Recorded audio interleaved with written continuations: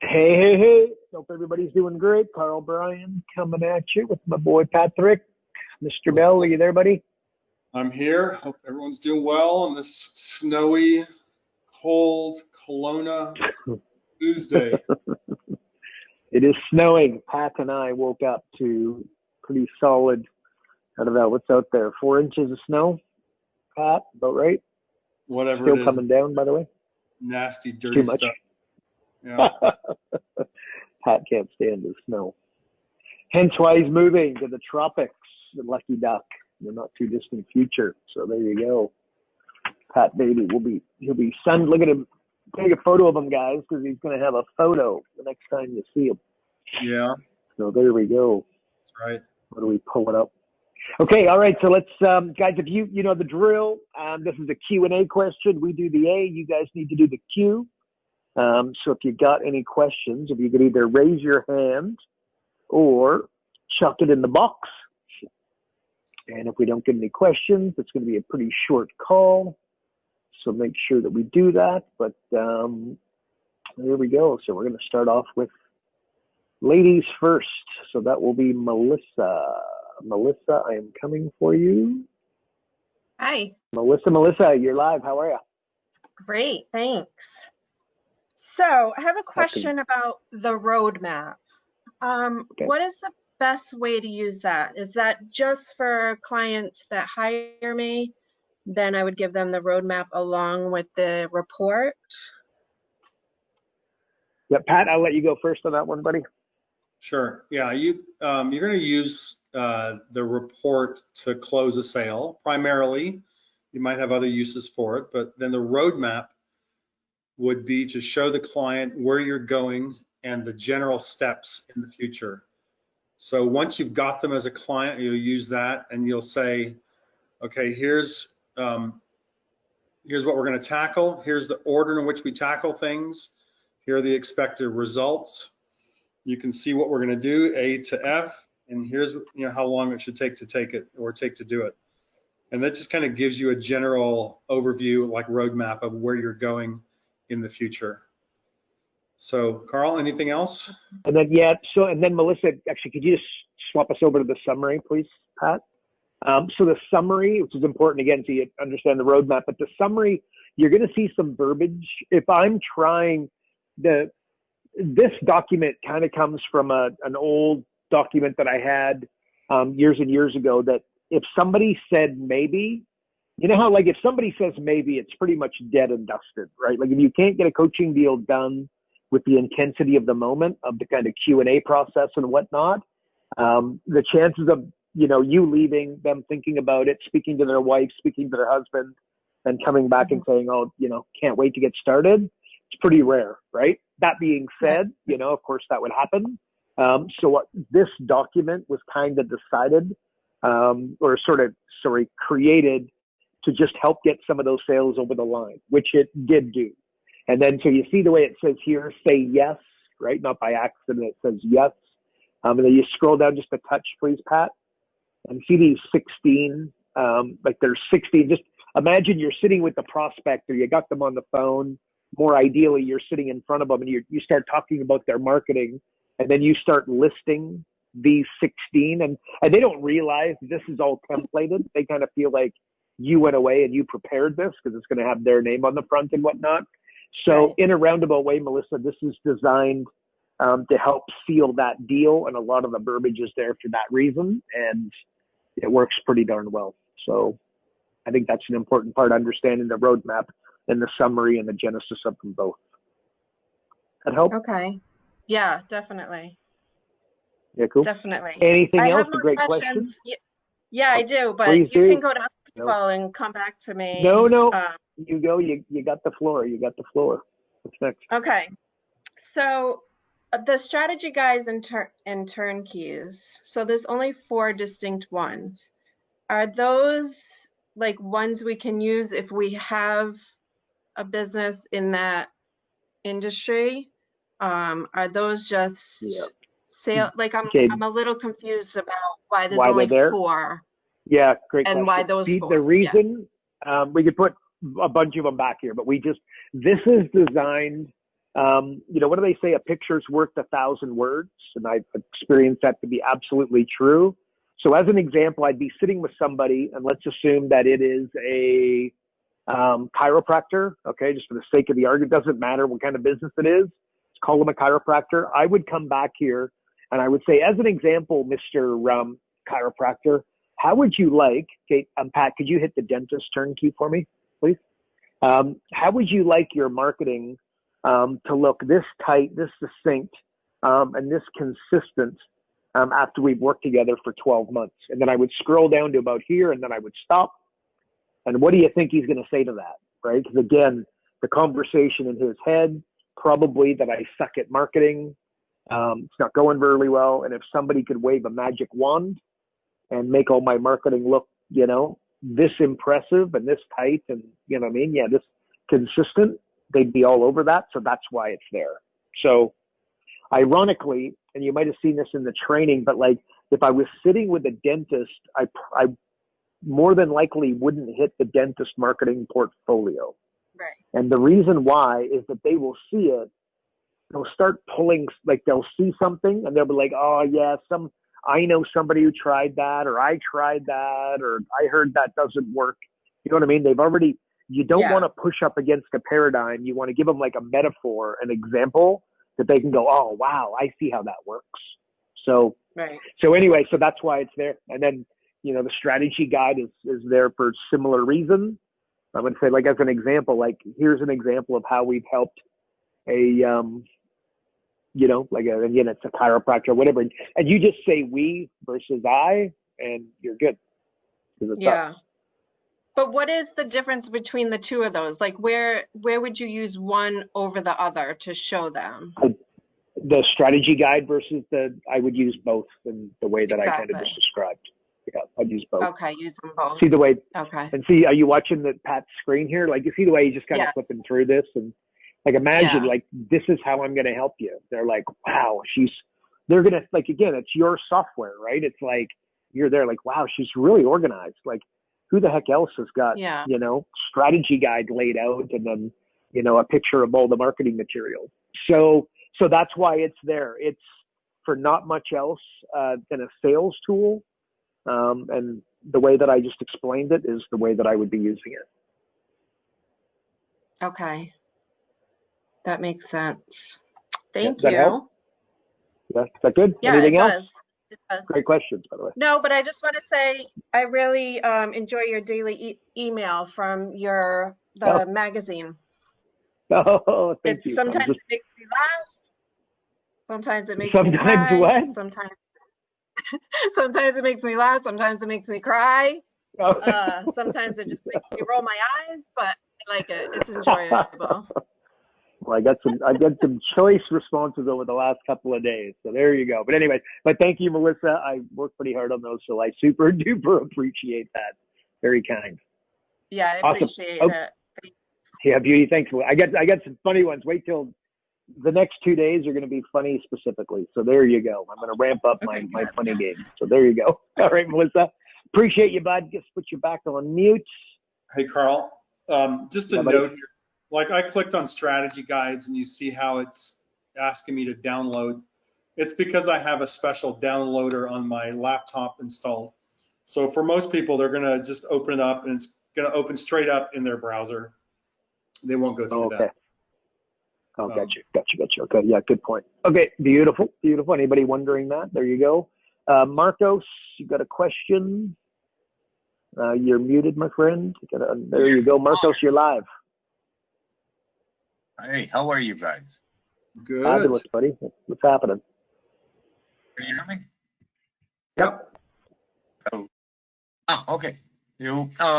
Yes, I have a couple of questions.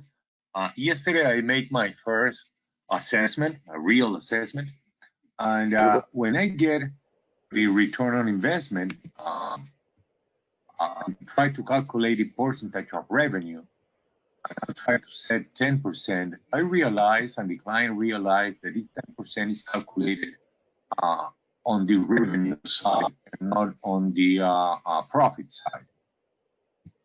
So I didn't know what to answer, and this is why I'm here now. Sorry, Pat, I was breaking up there. I didn't get the whole gist of that. Did you? He's saying that the percent of revenue here is based on percent of revenue, not on profits. And you're asking, Marcos, why they're doing percent of revenue, not profits? Yeah, because as I explained the client that I will get a part of their profit, or the benefit. We calculated the profit in case in $414,000. I mean, this is a company of $15 million. The expected increase in revenue is $2,070,000. So the current profit is 1.5 million, and the new annual profit is 1.9.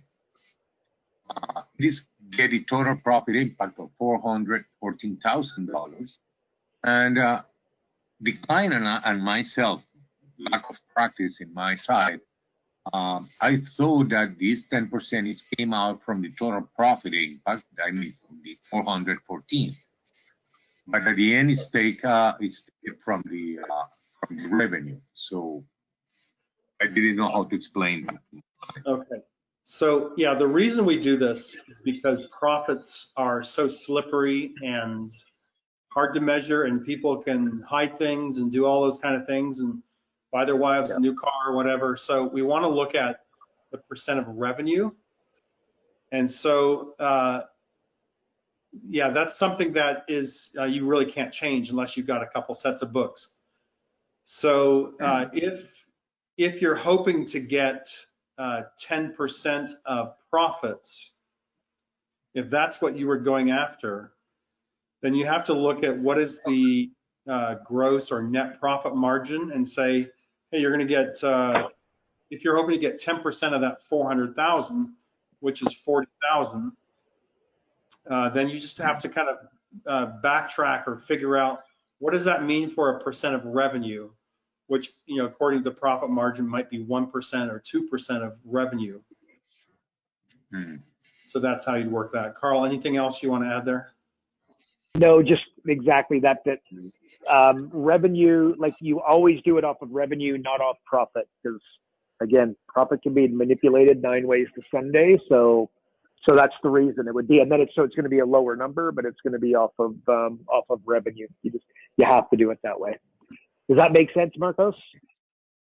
Oh yes. I just want to understand why it is like this. I mean, at the beginning, even myself, I thought, well, probably I'm getting more money that I'm really producing to them. So if I use the 10%, it's fine. It's okay. I understand now. Now, if they're operating on a 10% net profit margin, you know, or a 20% gross profit margin or something very low, then 10% of revenue might be too high, and you're going to have to negotiate something lower. I had a great question. Let me follow up on that.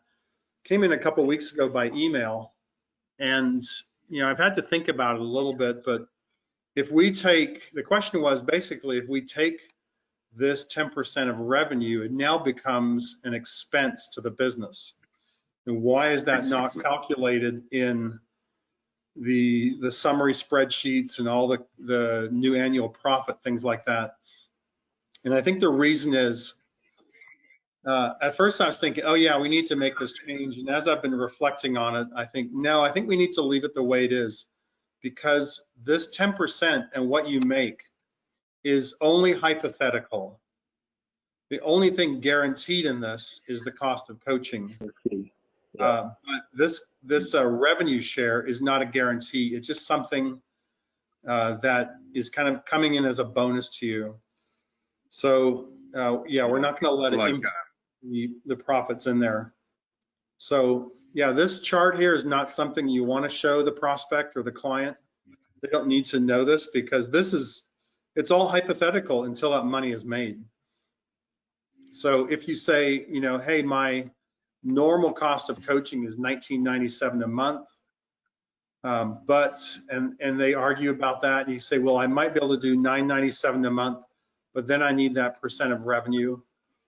And they go, okay, so like you have to pay your expenses. That's what that's for. But then if you do a good job for them, you're also going to make an additional $52,000 there. That's where you're making your money.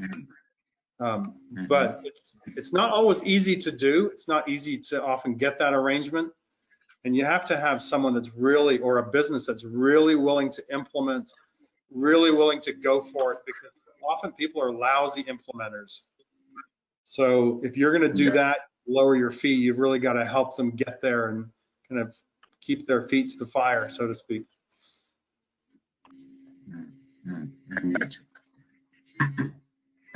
One of the proposals that my client made it yesterday, it's I'll give you this 10%, that's about $40,000, but I'll give it to you. I mean, this is the proposal: 20% upfront and 80% at the end of the year. I mean, when we see the results.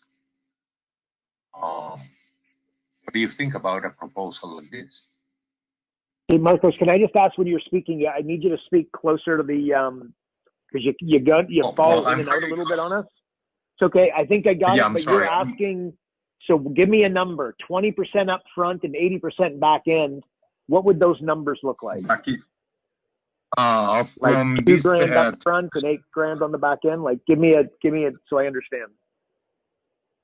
Yeah, the 10% of $440, it's about $40,000, right? He offered me to give me 10% up front and the 80% at the end of the period when we see the results. Yeah.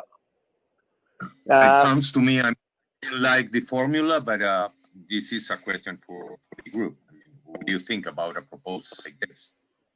I want you to guess what I think. Marcos, I'm going to throw it back to you.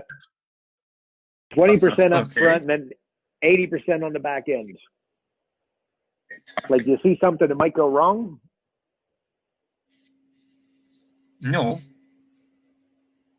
Okay, well, there's a really good chance you're not going to get your 80%. So I guess that $8,000 is a lot of money, which, in a lot of people's worlds it is. And you're doing all right, but getting 80% of your money at the end, where there's just when you're, there's so many things that could go wrong between, business partners and just whatever it might be, right?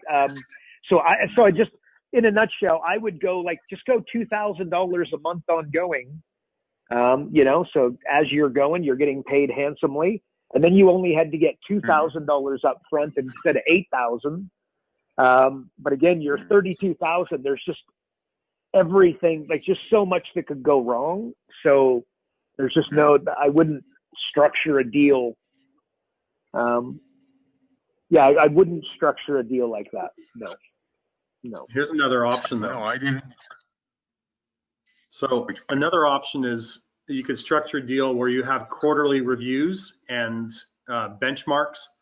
So if you reach the benchmark in 3 months, then you get a certain bonus kicks in. I would keep your cost of coaching at a certain amount. If it's $1,000 a month or $2,000 a month, or whatever you're going to do, keep that there. But then you also have, instead of maybe a percent of revenue, you have benchmarks. So 3 months from now, if they've made an additional $50,000 of revenue, or $50,000 of profit, whatever it's going to be, you say, hey, there's a $5,000 benchmark bonus, something like that. $10,000 bonus kicks in at that point. So, because if they do well for 6 months, then they stop implementing, you don't want to lose your big bonus on the end. So just do it every quarter. Yeah.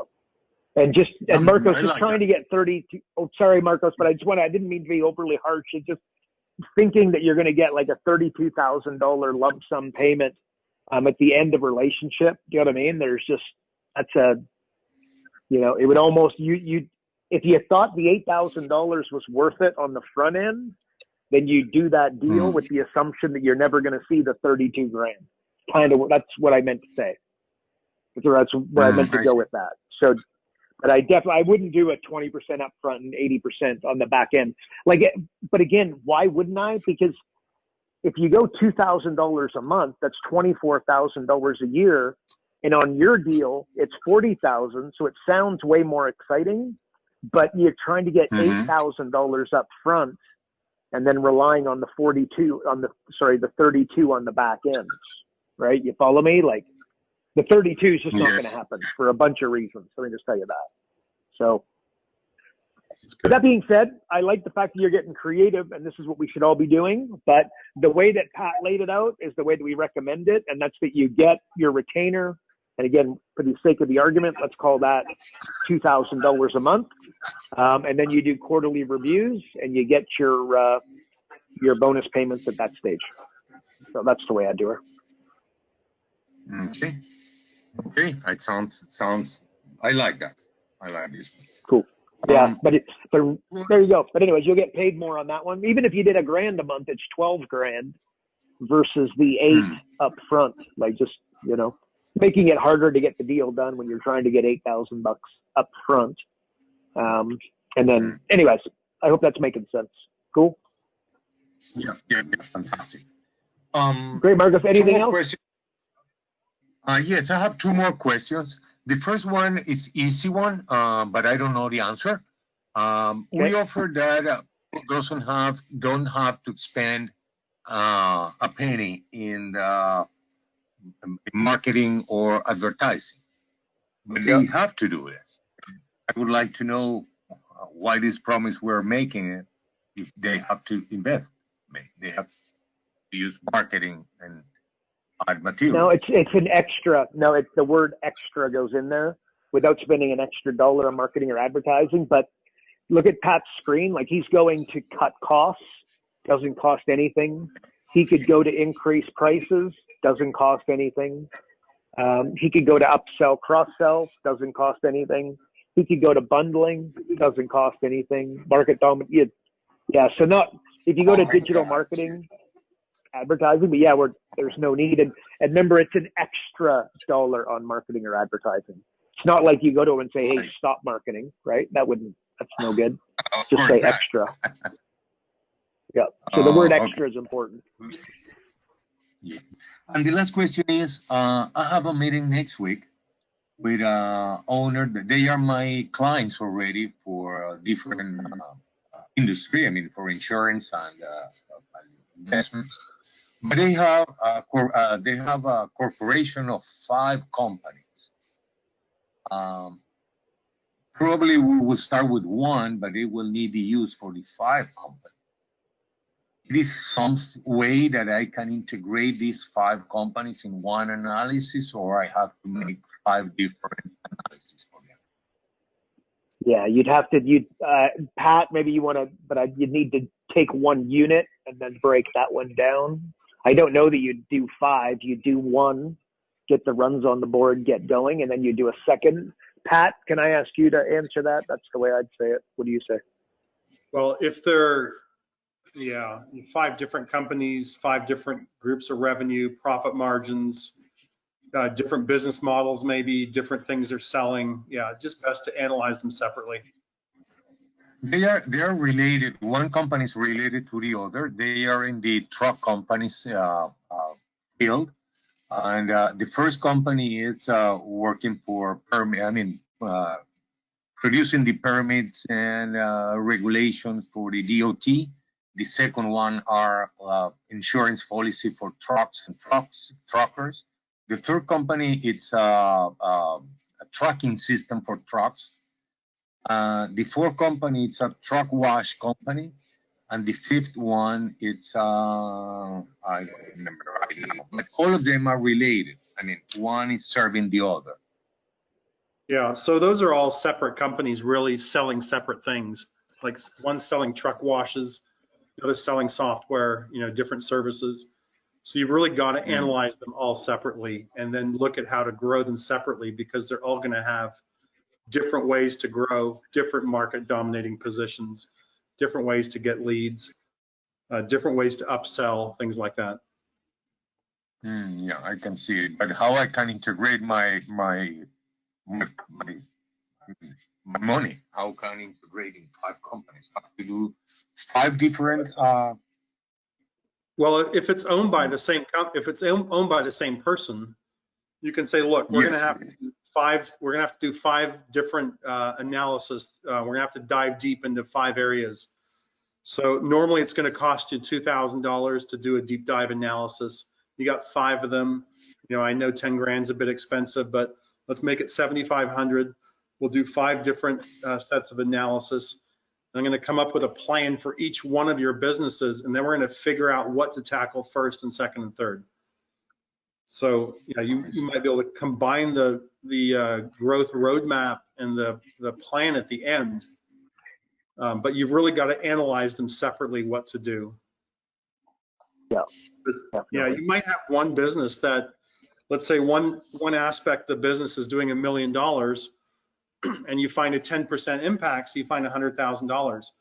Another aspect of the business is doing 10 million, and you find a 50% impact, so now you got 5 million. So where are you going to start first?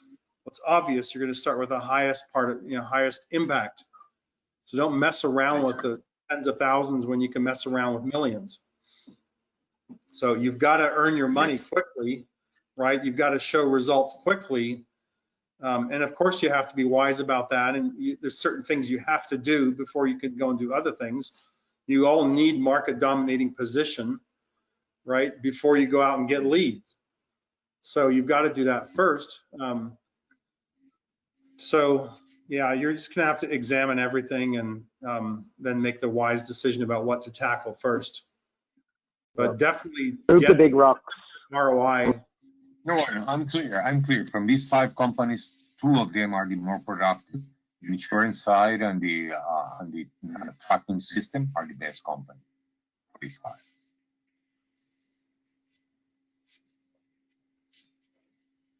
Pat, are you good? Marcos, are we all good, bud? Yep. Yes. Okay, awesome. Going to put you back on mute. Appreciate you. Got lots of questions lining up here. We're going to Una. Appreciate that, Marcos, by the way. Great questions, buddy. And Una, you are self-muted, my friend. Una. There she is. Hello. Una, you're live. Hi, how are you doing? We're doing fabulous. What's happening? I just put in the questions that I just noticed something. I do have another question as well, by the way, but I just wanted to say this first. So when I was looking at the implementation, I did a Jumpstart 40 for a prospect, and because I did their PS session first on the Jumpstart 12, and then they've paid me to do a kind of more in-depth session with them. So I went into the Jumpstart 40 and I started working up some more stuff to talk to them about. I had 11 different things for this session we're doing tomorrow. But what I realized was only 9 of them were showing up on the implementation calendar. And I think it's because there's 11 of them. Now, they're not all going to be done consecutively. Some of them are going to be done simultaneously in real life. But I think because it's gone past October 2021, it's not showing the other ones. Right. Is that something you know about? Oh, yeah. So let me just say first off that we are rebuilding this from scratch, which will be 100 times more powerful than this. This is very one-dimensional. It was designed originally as a sales tool and not really a project management tool. The problem we were tackling when we first created this was that the average coaching relationship with a client was 3 months. And so I wanted to come up with something that said, hey, how can we extend that to, if we could grow that by 33% or 100%, that'd be 6 months. 400% would be 12 months. So how can we extend that coaching relationship from 3 months to a year? Yeah. Then we came up with we could do this, and we could put them on a timeline, and it's really designed as a sales tool. So then your client goes, oh, this is not a 3-month endeavor. This is a 1-year endeavor. And so I think we've accomplished that. Now we've looked at this and going, oh, this is far from what we wanted to actually do. So you know, I was telling Carl and Adrian maybe last week, you know, my mom was a computer programmer. She went back to college when she was 40, and she was advising me on the software project a long time ago. And she's like, Pat, you get what you asked for, not what you wanted.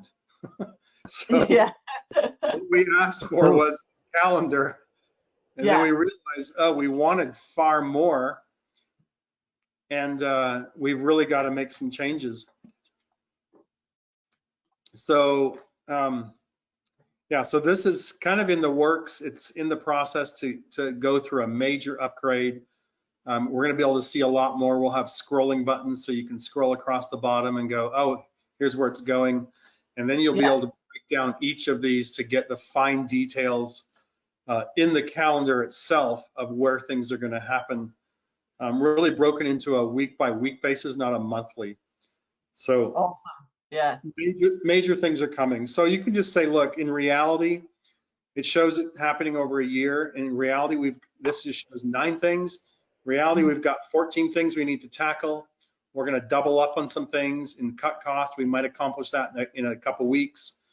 Then we're going to start looking at market dominating position and compelling offer at the same time. So we're really going to fast track your growth, Mr. or Mrs. Prospect. You know, how does that sound? And they go, yep, great, let's do it. So, yep. Yeah. Agreed. Okay, That help, great. Luna? Great, yeah. So then the other thing was, I was just wondering if you had any success stories or ideas for a recruitment company, because that's who I'm seeing tomorrow. A recruitment company. Well, I got to tell you, a recruitment company operates almost exactly the way you do. You know, as a business coach, one of the challenges that they have. How much do you know about their recruitment company, like their process, and like are they niched? IT or something, or are they general? Kind of. He does seem to have a bit of a niche, but he doesn't talk that way. So, you know, currently he's talking, saying, oh, I can, you know, temporary and permanent, I can place anybody. And it's like, no. Anyway, we've already had that conversation. But I know he has, I know he said finance. He might have said finance and IT. No, that's good. IT is definitely somewhere I'd be sending them. One of the problems that you're going to find is that they don't have, you know, like generally speaking, they don't have a back end of their business. So they're kind of, you know, wham bams, thank you ma'ams kind of thing. And then building like a robust system where not only do they help them recruit, but like, you know, like Zappos has a program where they'll teach you how to build culture within your business and that sort of thing. That's the thing, the kind of program that a recruitment business can build on the back end. So sort of think of a group coaching model around building culture, because see, everybody, I remember many, many years ago, I don't know, I'm going to say 2005, close to that. I remember I got pulled in to talk at, what was it called? Retail. I don't know what it was. It was like Retail Week, right? Like it was like all retailers, and it was Retail Week. And they all went to this big event, and then they asked me to come in and do a talk, right? And I told them, I said, but the talk was about, what they wanted to talk about was recruitment of staff, because it was a major problem at the time, because the economy was absolutely booming, and they couldn't get anybody to, you know, it was very difficult to bring in employees. And I told them, I said, I'm more than happy to get up there and talk about the recruitment of staff, but I'm going to tell you that I'm going to, you know, I've got it, let's say an hour. I don't know if it was 2 hours or an hour. Let's assume it was an hour. But I said, I'm going to spend 20 minutes talking about recruitment, but I'm going to spend the rest of my time talking about retention. Because if you had a good retention strategy and you had good culture, you wouldn't have to do so much recruitment. And that's the reality, right? Like if they don't take their staff seriously, then their staff don't take the career seriously. They don't take the company seriously. And, you know, a shiny light, you know, like a $10,000 raise comes, and guess what? Boom, they're out of there. So this is a big thing. And a recruitment, so if you like that, that's what a recruitment can bring to the marketplace. And they, you know, they will, without question, get, and that may or may not be their thing, Una. So don't be too dogmatic on that one. Kind of throw it out there as a bone and see if they grab a hold of it. No, it's interesting you talk about that because we did talk about bundling. So like I do personality profiling, and so we were talking about that, and he was talking about someone who does career coach, not career, kind of mentoring when someone first gets into a new role. And so we've already got some ideas, but actually I know quite a lot about the kind of culture, employee engagement type stuff myself. So yeah, there's something. I mean, I can either, whether I do it myself or I know loads of people who can. I was gonna say there's your but totally, like that's where I was gonna go. Like you could potentially, and depending upon you want to get those kinds of roles, but a little bit of extra, coaching thrown your way. So you basically joint venture with them, and then you offer to become, the executive coach. So when somebody comes into a new role, you can kind of, guide them and hold their hand a little bit to, in the new role. That makes sense. Yeah, probably whoever he had would be better. I'd be more interested in teaching the leadership about how to, actually engage the employees that they have. So, and maybe that's something we could do, some sort of e-learning platform or something, and make that part of the offer. And then that's also, So that's that's gonna be. There you go. Bottom line, back end is kind of, lagging a little bit, but think about what I said there. They're all, enamored with recruitment. That's like the equivalent of Facebook ads in our world. And it's, if you were really holding on to your clients, you wouldn't have such a need for Facebook ads, right? So thinking of retention, I always say throw your spidey senses out there to not look for ideas, but look for problems and then solve them. So that could be a great back end for the recruitment company. But again, they may or may not like it, so don't be dogmatic with it. Kind of throw it out there. If they chew on it, then you go in that direction and help them build it. So there you go. Yeah. Okay. Yeah. I mean, I think one of the key things is like there's a lot of negativity about recruitment agencies, and I'm just wondering about like different models. I do know of one company locally that they do a fee-based approach, where they kind of, they'll look to work with the company strategically over, like, say, a year or something, and they'll pay them a fee for recruiting up to X number of staff rather than charging commissions, and they kind of just take over the whole process. So I kind of Well, do your homework before you sit with them. Exactly the way you're doing it, you got to do your homework. So you show up with some ideas. And then, where you're, what I mean? You come in there armed and dangerous, as opposed to trying to work it out as you're sitting with them. That's important. So good job. Yeah. Okay, cool. Any other software questions? Are we good enough? No, that's fine. It was just that thing that I noticed when I was doing the report, and I was like, oh, wait a minute, where are those two things gone? So, awesome. Because I put all this into a document. Because I said, when I was selling it, I said, I'll put this into report. And then I was like, oh crap, I need to put all this stuff into report. So, I mean, I've used the templates, but it still takes a bit of tweaking. So I was just going to talk him through the document, because he's seen the software already. And then if needed, if I need to tweak some of this stuff, I can open up I'll have the software open and I can make some changes as we go along. Because I've just had to guess at some of these percentages and things that I've included. Some of them are from our first session. So, Okay, great. Okay, well, good luck with your client tomorrow. That sounds awesome. Going to put you back on mute. Good job.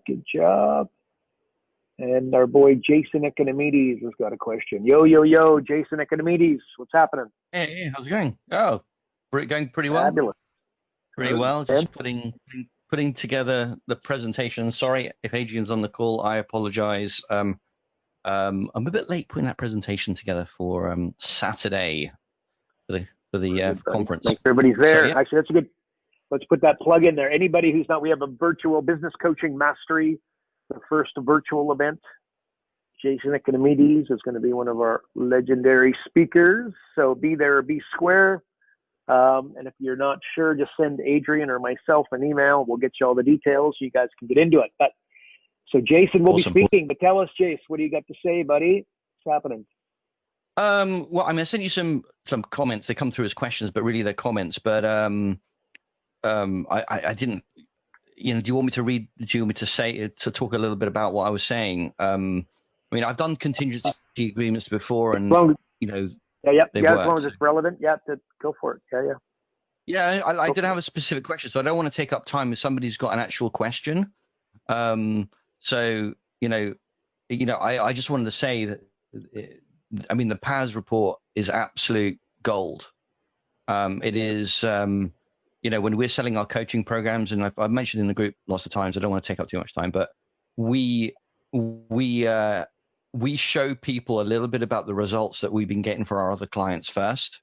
We don't do a 10K or anything like that. We just, we invite them on to join one of our group coaching calls that people are paying for, saying, look, if you want to see what we're doing, just come and join one of our calls. We'll let you in with a free pass.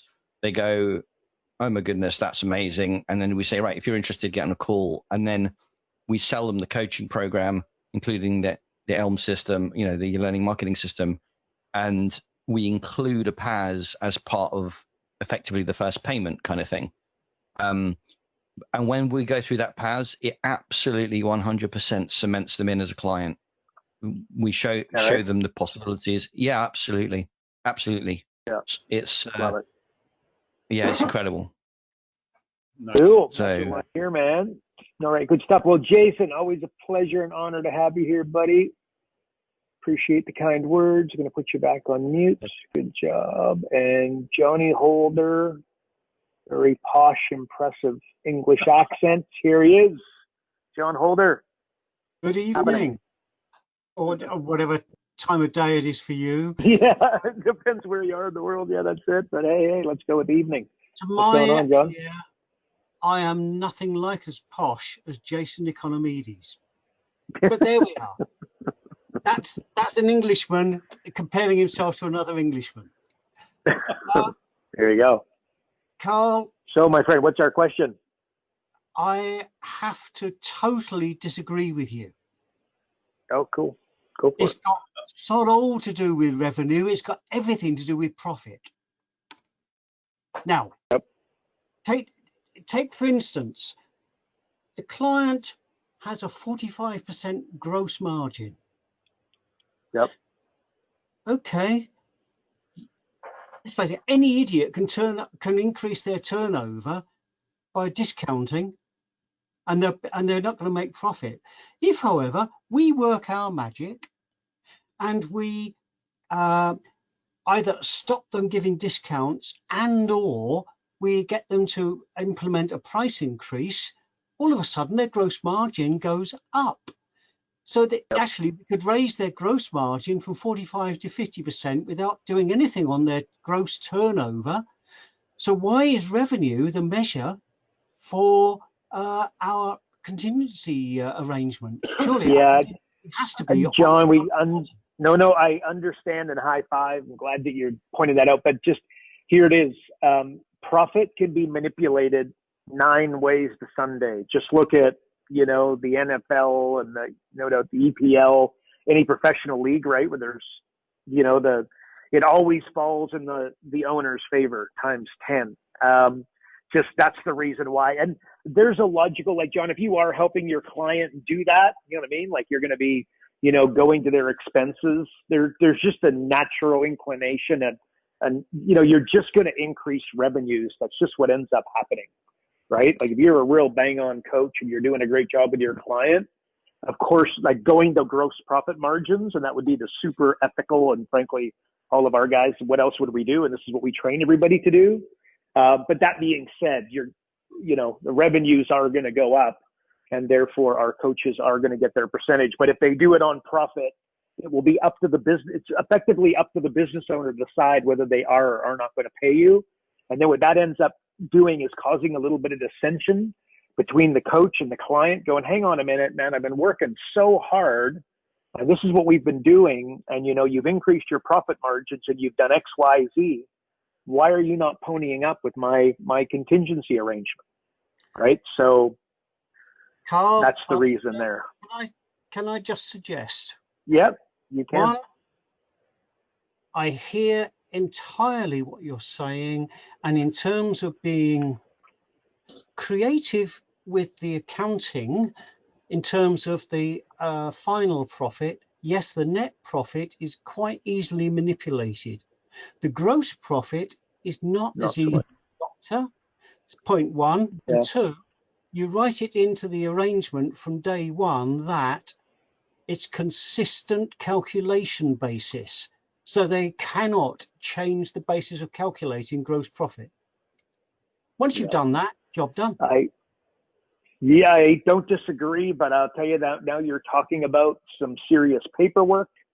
And then when you're doing coaching deals, I got to tell you that paperwork, just slow it down. And when you slow it down, this is not, you want to get these deals done and, you know, get to the coaching and stop the negotiating.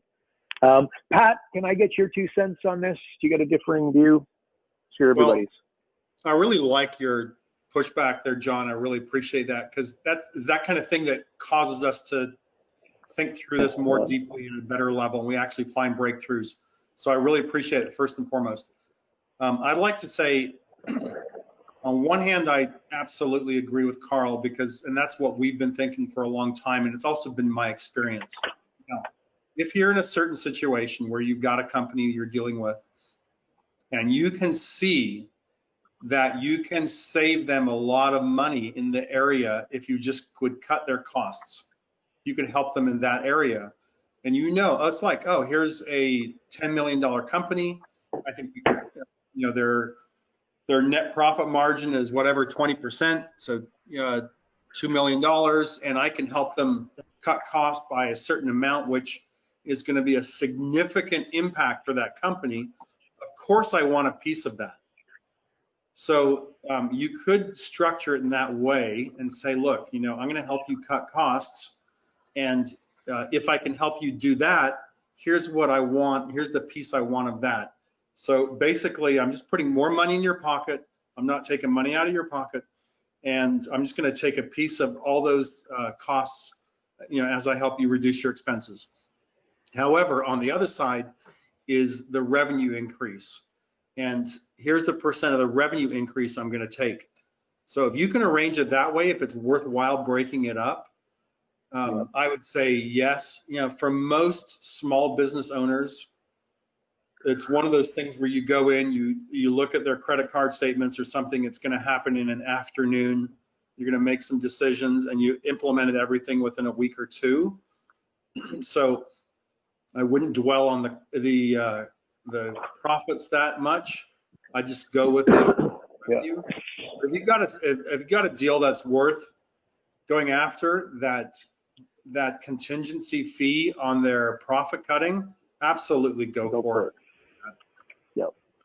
So there you go. So there's a little bit of a hybrid there, but do understand, John, that we got to try and give a blanket kind of black and white, you know what I mean, for everybody, you know what I mean? And then of course you can go and there's the anomalies and the exceptions to the rule, but as a general rule, you just go off of revenue because it's just nice and easy to calculate. It's right there. It's black and white.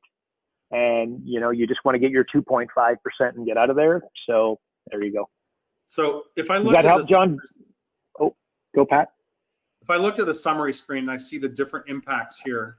I've got, of course, 12 different things going here. So, you know, $40,000 impact on market dominating position and $26,000 on leads, things like that. And then one area is $22,000 on cutting costs. So it's not going to be a big impact in the amount of money I make. 11 out of 12 are increasing revenue. 1 out of 12 is cutting costs. So I think because people are so good at, like I do this in my own company, it's like, hey, I make a little bit more money, you know, well, I've got different people I can employ to do things for me. And, you know, I've got different family members I can employ and different ways I can actually account for expenses. So, you know, if someone's coaching me, they're going to go, well, wait a minute, you only made like $50,000 more profit this year. I thought you were going to make $500,000 more. And it's like, well, my revenue went up, but I sure took care of a lot of things with that extra revenue, which are still expenses for me. So I don't want to be a part of any of that. I don't want to be arguing with a client. So I just say, let's look at revenue overall. Yeah. There you go, John. What do you think? I think we're going to have to agree to differ somewhat, because I think we're arguing the semantics. Okay, well, here's the question, John. Here's the question. Have you done a contingency deal off profit, and how do they go?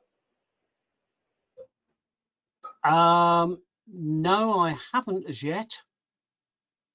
Okay, I've done, and this is for everybody. I have done percentage deals, and then I've done flat deals, and the flat deals were a million times more exciting than the percentage deals, just for that reason. Like where you know what I mean, where it was left to too many variables. So that's what I'd encourage you to be thinking. But you know what? Get her done, man. Just go and for the, like Pat said though, on the right client, you know, with big numbers, small margins, and you know, if you just go find them, you know, 2%, home run city, man, home run city.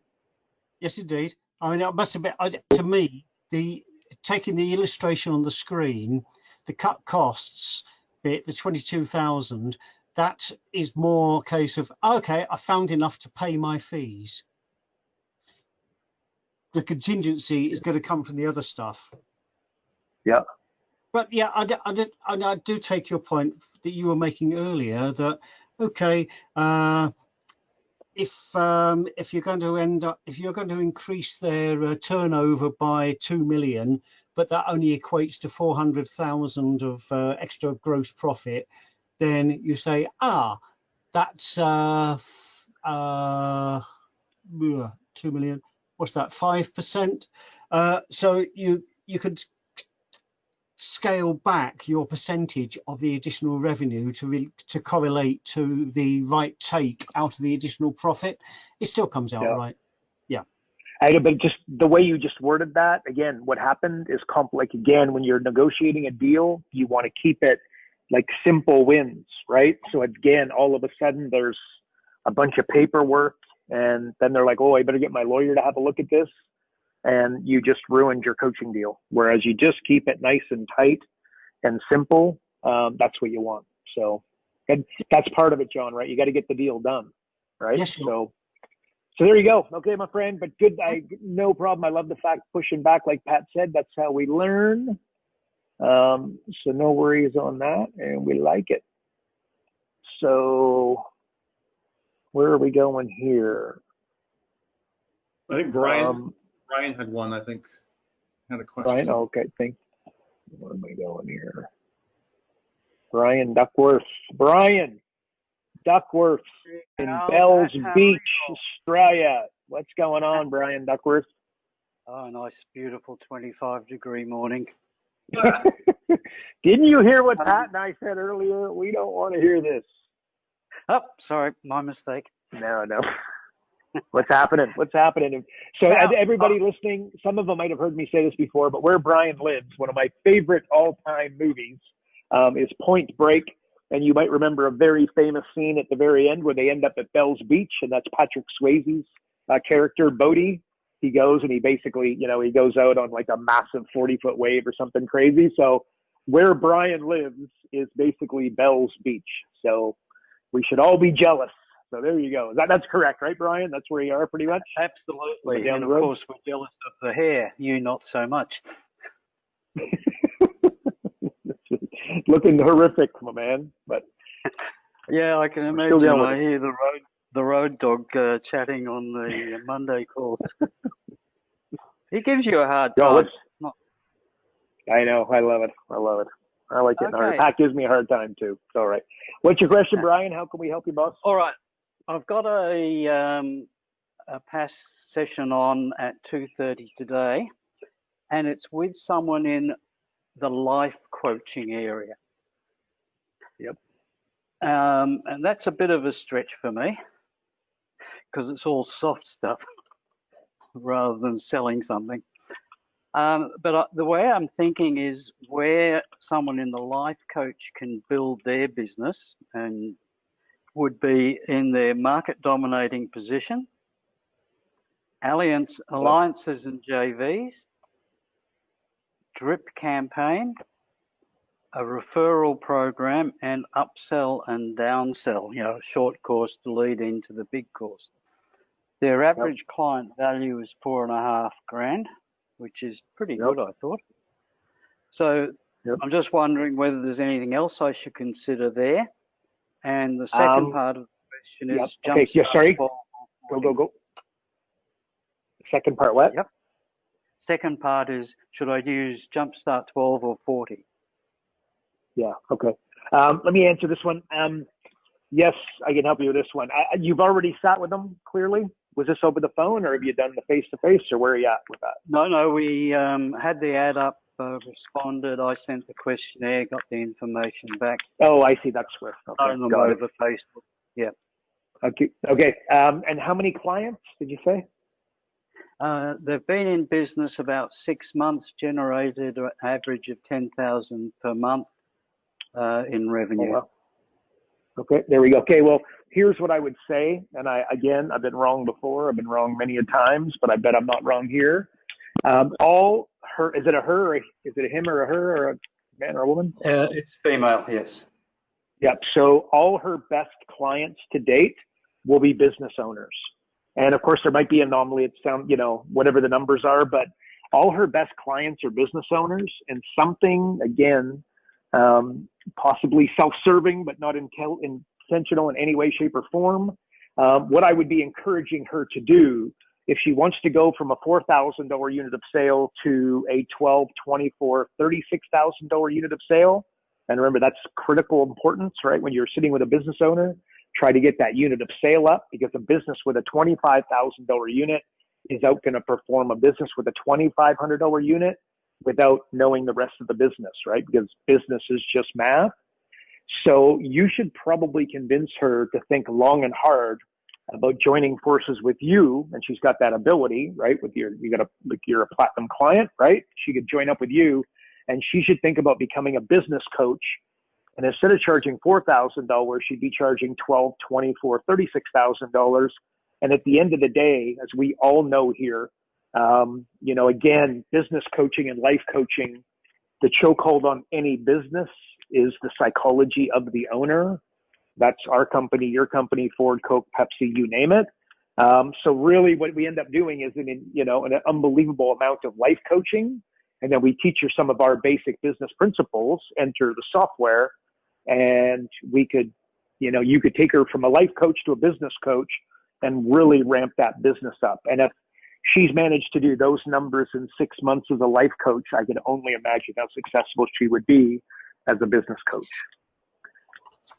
So a little bit different than maybe where you thought I might go, but that's something I would, and again, you just ask her, you say, all your best clients are business owners, right or wrong? And she'll pause for a minute, she'll think about it, and she'll go, wow, you know what? You're right. I never thought of it that way. And by the way, Tony Robbins, right? Got to be the most successful life coach in the world. All of his best clients, you hear about people paying him $1 million a year and everything else. When you go to a Tony Robbins event, there's 5,000 people in the room. The first thing that he says is put up your hand if you own your own business. And 80%, if not 95% of the room puts up their hand every time. So, and he's got his business Tony Robbins University, and then he's got his platinum program that's $100,000, and then he's got, I think it's called Titanium, that's $250,000. All business owners. So, what do you think of that? Like, hate, agree, disagree? That's a bit left field. Yeah, yeah, I know. Well, that's what I thought, but I tell you, I think it'll be a home run. Yeah, well, because if you really look at it, what's the thing that usually holds a business owner back? It's their limiting beliefs and mindset. Psychology, 100%.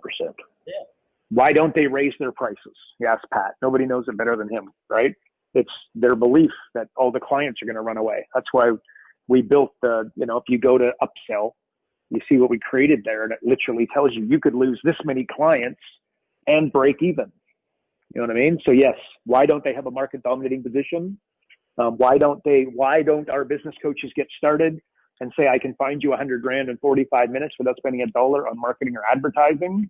And why are they cautious? Again, because it's just psychology. But once we get their psychology around, they start saying that with mojo, it's hard not to get appointments. So yes, agreed. Fantastic. Thank you. And 12 or 40? 12, because it's just so simple. Yeah, Pat, you'd agree, 12? And anything else, Pat, that you'd add to that, to the life coaching? That was really good. I'd say just, start with them with 12, do the jump start 12.